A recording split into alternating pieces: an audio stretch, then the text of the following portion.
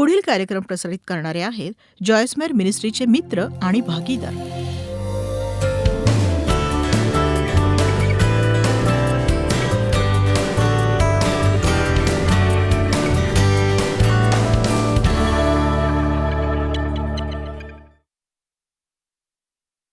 मत्तई अध्याय 22 बघूया. वचन 37 पासून सुरुवात करू. हा महत्वाचा भाग आहे, कारण मी आज दिवसभर यावर संदेश देऊ शकते की कसं तुम्ही लोकांवर प्रीती करायची गरज आहे आणि तुम्ही जाऊन ते प्रामाणिकपणे करालही. पण मी तुम्हाला सांगते की तुम्ही स्वतःच आवडत नसाल तर पटणार नाही तुमचं.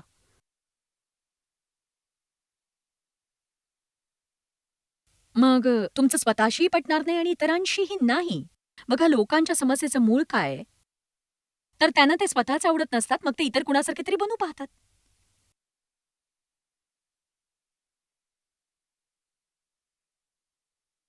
वचन 36 पासून सुरुवात करूया. गुरुजी, कोणती आज्ञा मोठी आहे? कोणती सगळ्यात महत्वाची आहे? कोणती सगळ्यात भारी आहे? काही हलक्या असतील व इतरांपेक्षा तितक्या महत्वाच्या नसतील. कोणती सगळ्यात महत्वाची आहे? आणि त्याने त्याला उत्तर देत म्हटले, तू आपल्या देव परमेश्वरावर पूर्ण जीवाने, पूर्ण अंतःकरणाने, पूर्ण मनाने प्रीती कर. हीच सर्वप्रथम गोष्ट आहे जी आपण करायला हवी. आपल्याकडे असेल त्या सगळ्यांनी देवावर प्रीती करावी. ही सगळ्यात मोठी व सर्वात महत्वाची आज्ञा आहे. आणि एक दुसरी देखील आहे, तू आपल्या शेजाऱ्यावर स्वतःसारखीच प्रीती कर. स्वतःसारखी. या 2 आज्ञांमध्ये सर्व नियमांचं आणि संदेशांचं सार आहे. मी एवढंच सांगू शकते की तो म्हणतोय, तुम्ही जर हे केलं तर सगळं मार्गी लागेल. तुम्ही जर हे केलं तर तुम्ही सगळे नियम पाळाल आणि संदेश त्यांनी म्हटलेलं सगळंही. तुम्ही केवळ प्रीतीवर लक्ष केंद्रित करा आणि इतर गोष्टी घडून येतील. मी एक मनन पुस्तक लिहिलंय, प्रीती व्यक्त करणे. याचे 365 मनन साहित्य. यात केवळ देवावर प्रीती करणं, स्वतःवर प्रीती करणं, इतरांवर प्रीती करण्याविषयी आहे. तुम्ही म्हणाल, मी काय वर्षभर अभ्यासच करत राहू? हो, 5 किंवा 10 वर्षही करा. ही आता तुमची समस्या आहे. आपल्याला वाटतं आपण एखाद्या गोष्टीवर संदेश ऐकतो आणि आपल्याला सगळं कळतं. जोवर आपण काही करत नसतो तोवर काही होत नाही. देवावर प्रीती करणं, स्वतःवर प्रीती करणं, इतरांवर प्रीती करणं, देवावर प्रीती करणं, स्वतःवर करणं, इतरांवर करणं, देवाला तुमच्यावर प्रीती करू देणं, तुमच्यातली प्रीती पुन्हा त्याच्यावर पडू देणं, त्याची उपासना करणं, संतुलन राखून स्वतःवर प्रीती करणं, हे जाणून की त्याने तुम्हाला घडवलं आणि तो तुमच्यावर प्रीती करतो. तुमच्या आयुष्यासाठी त्याचा एक हेतू आहे. तुम्ही जरी सगळं योग्य पद्धतीने करत नसाल तरीही तुम्ही स्वतःवर प्रीती करू शकता. मी फार आवडते. बघा, तुम्ही शांत झालात, विचार करताय मी टाळ्या वाजवू की नको वाजवू? मी असं मुद्दाम करत असते लोकांना आपल्याला मिळणारी प्रतिक्रिया दाखवायला. बघा, लोकांना वाटतं पण आपण स्वतःवर प्रीती करू नये. चला, तुम्ही मला बायबलमध्ये अशी एक जागा दाखवा जिथे लिहिलंय, स्वतःचा द्वेष करा, स्वतःला विरोध करा, स्वतःला मान देऊ नका, स्वतःचे नावडते व्हा.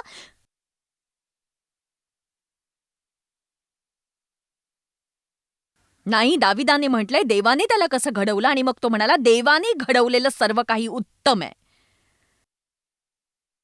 म्हणजेच तो असं म्हणत होता ना की मी चांगला आहे, मी करत असलेलं सगळं चांगलं नसेल, पण माझा कोण चांगला आहे, तुमचा कोण चांगला आहे. परमेश्वराने तुम्हाला जे बनण्यासाठी घडवलंय ते चांगलं आहे. तुमचं दान विसरा आणि फळ विकसित करा. चला, मी एक चांगला संदेश देतेय.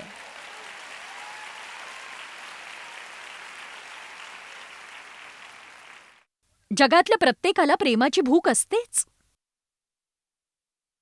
तुम्ही बाहेर जाता, तुमच्यासाठी थांबलेल्या कारकुनाला म्हणा, आहे तुझे केस छान दिसतायत, हा रंग तुझ्या केसांना छान सूट झालेला आहे.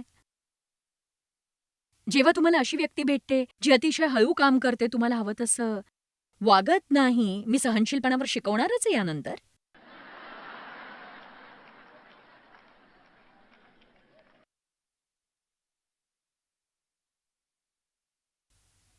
प्रीती म्हणजे इतरांसाठी गोष्टी करणे, पण प्रीतीचे आपल्या आयुष्यात अनेक व्यावहारिक फायदे असतात आणि सगळ्यांनाच ते फायदे जाणून घ्यायचे आहेतच. म्हणून मी तुम्हाला सांगते की प्रीती करणाऱ्याचे फायदे काय काय असतात. नंबर 1, स्वतःवरून लक्ष काढून आशीर्वाद ठरण्याची योजना केली की आपल्या आत्म्यात आनंद मोकळा होतो. ही एक दैवी अशी बाब आहे, ही देवाने निश्चित केलेली बाब आहे. पण एक सांगू, मी हे करायला शिकले आणि मला समजलं की सैतान मला नाखुश ठेवू शकत नाही. तुमचं माहित नाही, पण मला सांगा किती जणांना सकाळच्या वेळेला मेंदूला योग्य दिशेला ठेवणं कठीण जातं, सांगा मला तुम्ही? बहुधा काही हार्मोन्स आपण बिछान्यातच विसरलो तसं वाटतं, मला माहित नाही काय, पण असं वाटतं की आपण थकलो आहोत, पुन्हा उठून कामाला जायचंय. जर तुम्ही दक्षता बाळगली नाही तर तुमचं मन खिन्न होईल आणि म्हणून मला थोडंसं नाखुश आणि असंतुष्ट असं वाटतं. काय करावं हे मी शिकले. मी म्हणायला लागले, "ठीक आहे देवा, मी कुणासाठी आज आशीर्वादित होऊ शकते ते दाखव. हे बघ, मी आज माईक अँड पेनीसोबत असणार आहे, मी देवसोबत असणार आहे, मी इथेच आहे, मी तिकडे आहे, तू मला दाखव. आणि बघा कुठल्या लोकांना आशीर्वादाची गरज आहे ते दाखव मला देवा. माझ्याकडे काय आहे जे मी देऊ शकेन, मी त्यांना प्रोत्साहित कसं करू शकेन." आणि मी तुम्हाला परमेश्वराच्या सत्याप्रमाणे प्रामाणिकपणे सांगते, अतिशयोक्ती नाही, पण मला माझ्या देहात बरं वाटतं आणि माझ्या आत्म्यात आनंद मोकळा झाल्यासारखा वाटतं. हा माझ्या आयुष्यातला सगळ्यात मोठा शोध होता, की कुणावर प्रीती करण्याची वाट पाहायची मला गरज नाही. मी ते मुद्दाम करू शकते. मी त्याची योजना करू शकते. मला कसंही वाटत असलं तरी मी बाहेर जाऊन ते करू शकते. वावरत असतानाही माझ्याकडे काय आहे ज्याने कोण खुश होईल असा विचार मी करू शकते. आणि ज्या ज्या वेळी तुम्ही असं करता, तुम्ही सैतानाचा पराभव करता. बायबल म्हणतं स्वीकारण्यापेक्षा देण्यात अधिक आशीर्वाद आहे. दिल्याने आपल्याला आनंद मिळतो. आपण जेव्हा स्वीकारतो आपल्याला दान मिळतं. जो उदार असतो त्यालाच पुरवलं जाईल. तुम्ही जितके उदार तितकंच तुमच्या जीवनात पुरवलं जाईल. 1 तिमोथी अध्याय 5 वचन 6 आपण जरा बघूया ते. तुम्ही सगळे बरे आहात ना? खरं तर ती मला माहिती आहे, पण देवाची अशीच योजना होती, जी सुखात आणि स्वतः समाधानात राहते, स्वतःला ऐशो आरामाला व स्वतःला मौज-मजेच्या स्वाधीन करते, ती जिवंत असूनही मेलेली असते. हे काय म्हणतंय? एक स्वार्थी स्वकेंद्री व्यक्ती संपूर्ण वेळ हाच विचार करण्यात घालवते की त्याला जे पाहिजे ते त्याला कसं मिळेल, जरी ते चालत फिरत असले तरी ते मरणाने भरलेले असतात. आनंद नाही, शांती नाही, संतुष्टी नाही. कारण तुम्हाला सांगू, काही झालं तरी समाधानी होईल इतकं तुम्हाला कधीच पुरणार नसतं. एक सांगू, तुम्हाला असं वाटतं की तुमच्या यादीतली पुढची गोष्ट तुम्हाला मिळाली की तुम्ही सुखी व्हाल. पण विश्वास ठेवा, तसं होत नाही. तसं कधीही होत नाही. बहुधा व्हालही, पण काही दिवस, आठवडा किंवा 2 आठवडे, ते झाल्यानंतर दुसरं काही, आणि मग तिसरं, मग चौथं, मग 5वं. केवळ परमेश्वरच आपल्याला संतुष्ट ठेवू शकतो, त्याच्या मार्गी चालवू शकतो. आता आपण बायबलमधल्या शलोमनाकडे पाहणार आहोत, कारण त्याची एक मोठी समस्या होती. आपण त्या समस्येच्या मुळाकडे लक्ष देणार आहोत. हा मनुष्य काही झालं तरी सुखी होत नव्हता. सगळं व्यर्थ होतं, सगळं निरर्थक आहे, सगळं जे आहे ते आधीपासूनच आहे, कशालाही तसा काहीच अर्थ नाही, आणि वगैरे वगैरे वगैरे वगैरे. उपदेशक 2 आपण वचन 3 ते 11 पाहणार आहोत. आणि तुम्ही जर असे ख्रिस्ती असाल जे बायबलमध्ये खुणा करता, तर आपलं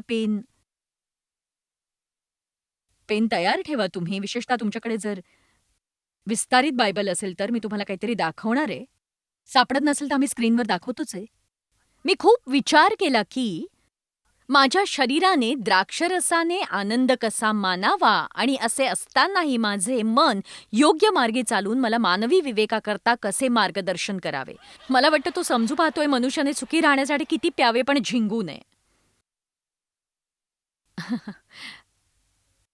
आपण ते सोडून देऊ आणि पुढे जाऊया. मानवपुत्रांनी आपल्या साऱ्या आयुष्यात या भूतलावर काय केले असता त्यांचे हित होईल याचा निर्णय समजावा म्हणून विवेकाने माझ्या मनाचे संयमन करून द्राक्षरसाने माझ्या शरीराची चैन कशी होईल. मी महान कार्य केली. मी स्वतःकरता घरं बांधली. मी द्राक्षाचे मळे लावले. मी माझ्याकरता बागा लावल्या. फळाचे मळे लावले, त्यात मी अनेक प्रकारची फळं लावली. वृक्षांची लागवड केल्यास मनास पाण्याचा पुरवठा करावा म्हणून मी तलाव तयार केले. मी दासदासी खरेदी केल्या. माझ्या घरात जन्मलेले दास माझे झाले. माझ्याकडे खूप मालकी होती. मी काय बोलते कुणाला कळतंय? मालकी खिल्लारे व कळप यांची तेवढे की कोणाकडेही तसे नसे. म्हणजेच तो म्हणत होता माझ्याकडे सगळं होतं, मी सगळं केलं, माझ्याकडे सगळं होतं, पण तो आपल्याला समस्या सांगतोय त्याने ते सगळं स्वतःसाठी केलं. मी सोन्या रुपयाचा आणि राजांजवळ असणाऱ्या देशोदेशींच्या बहुमूल्य पदार्थांचा संचय केला, स्वतःसाठी गाणारे व गाणारडी मिळवल्या आणि मानवपुत्रांस रंजविणाऱ्या अशा बहुत उपस्त्रिया मी ठेवल्या. या माणसात इतकी हुशारी होती की एक स्त्री त्याला आनंदी ठेवू शकत नव्हती, अनेक सुद्धा. संदेशाकडे लक्ष द्या. असा मी थोर झालो, माझ्या पूर्वी यरुशलेमात जे होऊन गेले त्यांच्यापेक्षा मी थोर झालो, तरी माझा विवेक कायम होता. मला वाटते याची जरा फसवणूक होती इथे. माझे नेत्र ज्याची म्हणून वांछा करत ते मी त्यांच्यापासून वेगळे केले नाही. मी कोणत्याही आनंदाच्या विषयापासून आपले मन आवरले नाही, कारण या सर्व खटाटोपाचा माझ्या मनास आल्हाद होत असे. 11व्या वचनाकडे पहा. मग मी आपल्या हाताने केलेली सर्व कामे आणि परिश्रम यांचे निरीक्षण केले. तो पहा सर्व काही व्यर्थ व वायफळ उद्योग होय. त्याचे काहीच मोल नव्हते, काहीच उपयोग नव्हता, त्याचे काहीच मोल नव्हते. बघा हेच ते आहे का त्याला कशानेच समाधान मिळत नव्हतं. जरी त्याच्याकडे सगळा पैसा, भरपूर बायका, सगळ्या सुखसोयी, खूप घरं, चांदी, सोनं, मान सन्मान, सगळे अधिकार, तरी त्याला दीर्घकाळ टिकणारा आनंद सापडत का नव्हता? कारण तो सगळं स्वतःसाठीच करत होता.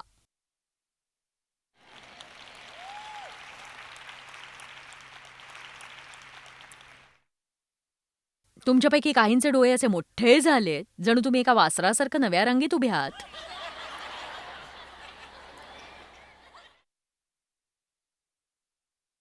आपल्याला देवाकडून काय हवंय, ते कसं मिळवावं यावर गेली 30 वर्ष भरपूर शिकवण झाली. आता हे म्हणायची वेळ आलीये, देवा मी तुझ्यासाठी काय करू? आता हे म्हणायची वेळ आलीये, देवा मी तुझ्यासाठी काय करू?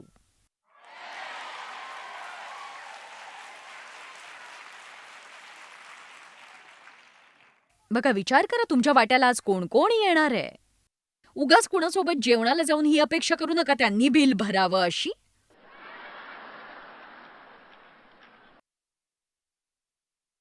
तुमचे पैसे बाहेर काढा आणि कुणासाठी तरी आशीर्वाद ठरा. आणि हो, चिंधी टिप देऊ नका हा, खरंच.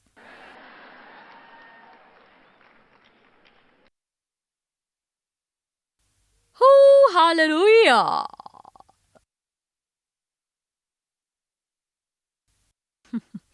प्रीतीत वाटचाल केल्याने आत्मविश्वास प्राप्त होतो, खरोखरच होतो. पहिले योहान अध्याय 3 वचन 16. याने आपल्याला कळतं, आपण ओळखतो, पाहतो, समजतो की अत्यावश्यक प्रीती जी देवाची होती की त्याने आपल्या आयुष्याचा त्याग केला, तसेच आपणही आपल्या आयुष्याचा त्याच्याद्वारे असलेल्या आपल्या बंधूंसाठी त्याग करावा. याचाच अर्थ इतरांसाठी त्याग करा. जर कुणाकडे जगातल्या सगळ्या गोष्टी असतील आणि आपल्या गरजू बंधूला किंवा इतर विश्वासू बंधूला पाहतो, तरीही त्याच्या विरोधात आपलं दयाळू हृदय आपण बदलतो. आपल्याकडे एक दयाळू हृदय आहे. मला आश्चर्य वाटतं की काही लोक कसे चर्चमध्ये बसतात किंवा टीव्हीवरून प्रोग्राम बघत असतात आणि मग कुणीतरी मिशनच्या कामासाठी आर्थिक मदत मागायला येतं किंवा गरिबांच्या मदतीसाठी. इथे दान स्वीकारण्यात येईल आणि देवापासून तुमच्यात काहीतरी उत्पन्न होतं की हो हो हो मला मदत करायची आहे. आणि मग सैतान म्हणतो आणखीन एक प्रचारक तुझे पैसे चोरू पाहतोय.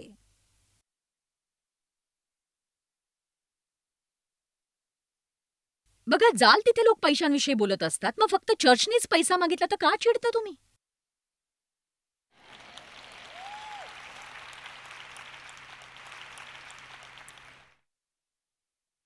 आपण ते सोडून देऊया आणि पुढे जाऊया. 18वं वचन. मुलांनो, आपल्या शब्दांनी किंवा जिव्हेने नव्हे तर कृतीने व सत्याने आपण प्रीती करावी. आपण सत्याचे आहो हे आचरणात व प्रामाणिकतेत असावे. यावरून आपल्याला समजेल आणि ज्या कशाविषयी आपले मन आपल्या स्वतःला दोषी ठरवते त्याविषयी आपण स्वतःच्या मनाला त्यासमोर उमेद देऊ, कारण देव आपल्या मनापेक्षा थोर आहे. त्याला सर्व काही कळतं.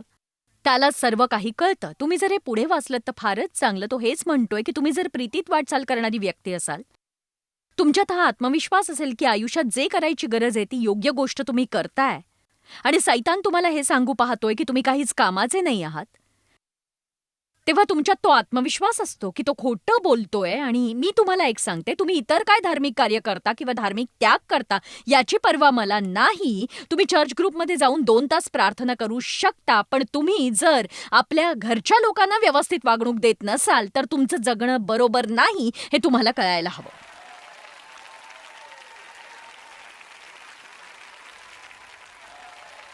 मी ख्रिस्ती असूनही अनेक वर्ष दोषी भावनेत जगले आणि मी सगळ्या प्रार्थने सभेत जायचे. मी प्रत्येक चर्चला गेले.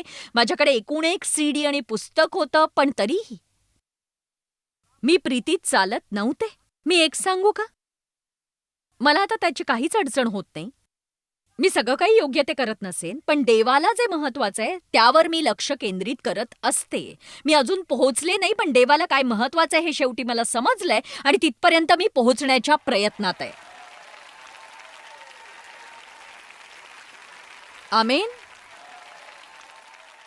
सैतानाला नाही वाटत आपण लोकांवर प्रीती करावी, कारण प्रीती म्हणजे आध्यात्मिक युद्ध. प्रीती ही आध्यात्मिक लढ्याचा सर्वोच्च प्रकार आहे. तुम्हाला जर सैतानाला हरवायचं असेल, उत्तम प्रीती करणारे व्हायला शिका.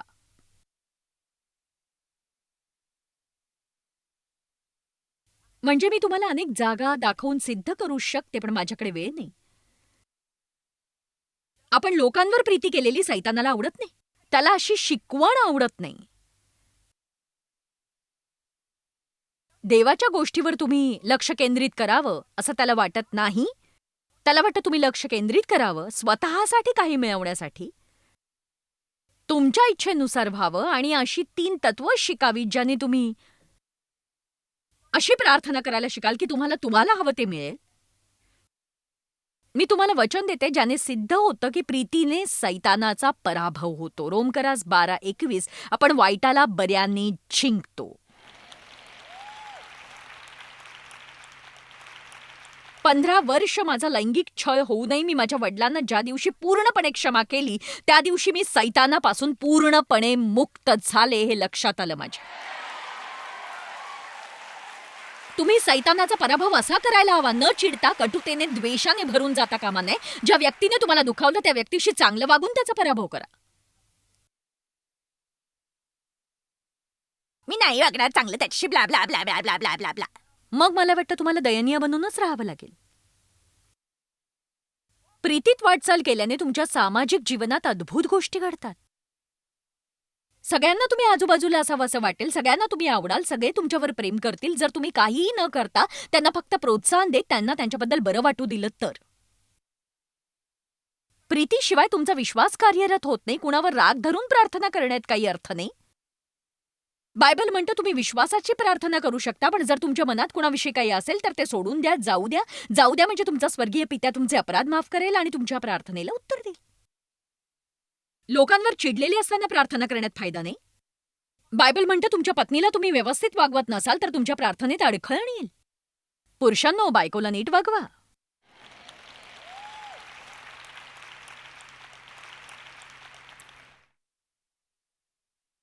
प्रीतीच्या मागे लागायला हवं.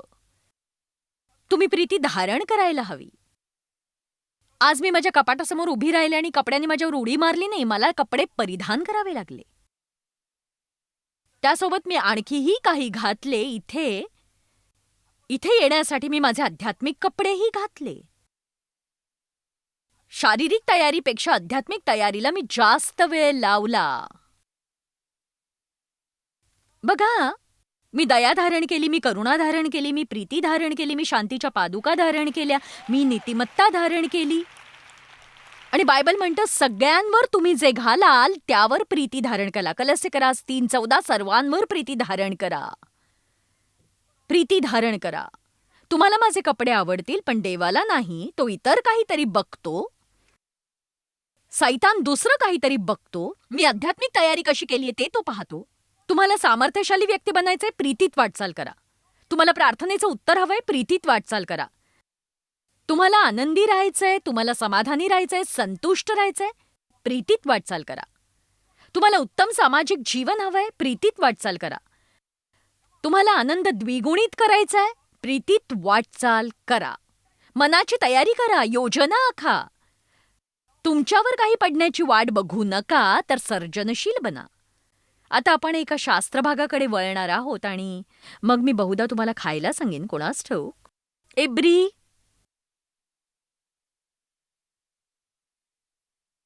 मला वाटतं 12वा अध्याय. ओ देवा, माझ्याकडे किती चांगल्या गोष्टी आहेत. पण ओके, आपण त्या पुढच्या वेळेसाठी सुद्धा काही राखीव ठेवूया, नाही का? एब्री अध्याय 10 वचन 24. चला, आपण बोलणार आहोत. सहनशीलतेवर संदेश ऐकायला किती जण तयार आहेत सांगा. तुम्ही भित्रे येऊन घरात बसू नका. शांती आणि सहनशीलता. इब्री लोकासपत्र अध्याय 10 वचन 24. ठीक आहे, मला माहिती आहे हे इथेच आहे. बघा, हे खरंच खूप छान आहे. जेवायला बसल्यावर तुम्ही काय करता? जेव्हा तुम्हाला मित्रांसोबत वेळ मिळतो, तुम्ही काय बोलता? मला हे खूप आवडतं. प्रीती करत थोर व उपयुक्त कर्म करण्याकरिता एकमेकांचे उत्तेजन कसे करावे याकडे सतत लक्ष देत राहावे व एकमेकांवर लक्ष द्यावे. सतत लक्ष देत राहावे व एकमेकांवर लक्ष द्यावे. तुम्ही मित्रमंडळी एकत्र भेटता तेव्हा काय होतं, जेव्हा तुम्ही म्हणता की आपण आशीर्वाद ठरण्याकरता काय करता येईल? चला याविषयी बोलूया. तुम्ही का हसताय ते माहितीये मला, कारण असं असतं की विचार करा ना, काय होईल जर तुम्हाला कळलं की कामावर कुणाला तरी एक गरज आहे. एक एकटी आई आहे जिच्या पतीने तिला सोडलंय, तिला तिचं भाडं भरता येत नाहीये. काय होईल जर तुम्ही 6-7 जण एकत्र येऊन चला आपण थोडे पैसे काढूया आणि तिला मदत करूया असं म्हणालात तर? बघा, कुठून तरी चांगली सुरुवात होऊच शकते ना. तुम्हाला नेता व्हायचंय का? देणगी देणारे जमा करा. एक गट निर्माण करा आणि तुम्ही त्याचे प्रेसिडेंट, अध्यक्ष बना. आमेन. परमेश्वराचे गुप्तचर व्हा, रोज बाहेर पडून नजर फिरवा. मग काही लोकांना शोधा आणि म्हणा, मला या व्यक्तीला मदत करायची, मी ते एकट्याने करू शकत नाही, त्याची मदत करण्यासाठी तुम्ही मला मदत कराल का? चला. तुम्ही दक्षता बाळगली नाही तर तुम्ही आज आनंदी राहू शकणार नाही. तुम्ही दक्षता बाळगली नाही तर तुम्ही स्वतःतून बाहेर पडू शकणार नाही.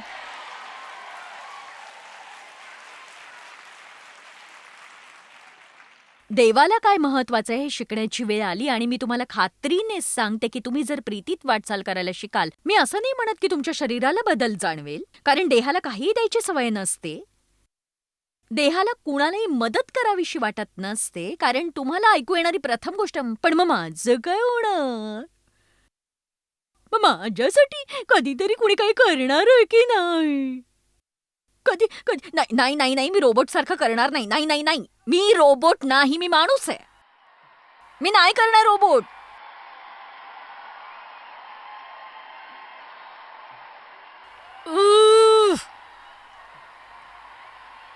माझं काय होणार? माझं काय होणार? माझं काय होणार? माझं काय होणार? माझं काय होणार? माझं काय होणार? माझं काय होणार? चला, आपल्या पायावर उभे राहा. तुमच्यापैकी इथून बाहेर पडून किती जण प्रीतीत वाटचाल करण्याची वाट बघताय? चला, कुणाचा तरी हात धरा आणि त्यांच्या सारखं वागा. हो, हालेलुया. कल्पना करा की एक बॅप्टिस्ट एक अन्य भाषा बोलणाऱ्या पेंटॅकोस्टलचा हात धरतोय. हो, मी अस्वस्थ झाले. पित्या येशूच्या नावाने मी प्रार्थना करते की एका खऱ्या मंडळीसारखं वागण्यास आणि हा संदेश जगण्यास तू आम्हाला मदत कर. आम्हाला मदत कर. आम्हाला मदतीची गरज आहे. आम्हाला गरजा पाहण्यासाठी मदत कर आणि त्या भागवण्यासाठी मदत कर. एकमेकांसाठी जीवन अर्पण करण्यासाठी साध्या पद्धतीने सुरुवात करू, एकमेकांबद्दल चांगल्या गोष्टी बोलून. आम्हाला मदत कर तुझ्यासाठी जे महत्वाचं आहे त्यावर लक्ष केंद्रित करण्यास. येशूच्या नावाने आमेन. प्रीतीत वाटचाल करा. भेटूया पुन्हा एकदा. एक सांगू, ज्या पद्धतीने आपण लोकांना वागवतो त्यातून प्रीती दर्शवली जाते. कुणाला मदतीची गरज असेल आपण मदत करायला हवी. आणि जेव्हा आपण इतरांना मदत करतो आपल्या जीवनात तो आनंद आपण अनुभवतो. आपल्याद्वारे अधिक सामर्थ्यशाली पद्धतीने वाहू इच्छितो आणि आत्म्याच्या फळाचा अभ्यास करणं हे लाभदायक ठरेल. देव तुम्हाला आशीर्वादित करो. जॉयस्मायर मिनिस्ट्रीज करता तुम्ही खूप मौल्यवान आहात. आम्हाला तुमचं कौतुक आहे आणि जगभरामध्ये हे सेवा कार्य शक्य करण्याकरता आम्ही आमच्या मित्रांचे आणि पार्टनर्सचे आभारी आहोत. आम्ही एकत्रितपणे भुकेल्यांना खाऊ घालतो, गरिबांना वस्त्र देतो आणि राष्ट्रांना सुवार्ता सांगतो. तुमच्या प्रार्थनेच्या विनंती करता आमच्याविषयी आणखी माहिती मिळवा. जॉयसच्या कॉन्फरन्सच्या तारखा पहा आणि ख्रिस्ताची प्रीती जगभरामध्ये पसरवण्याकरता आमचे सहभागी व्हा.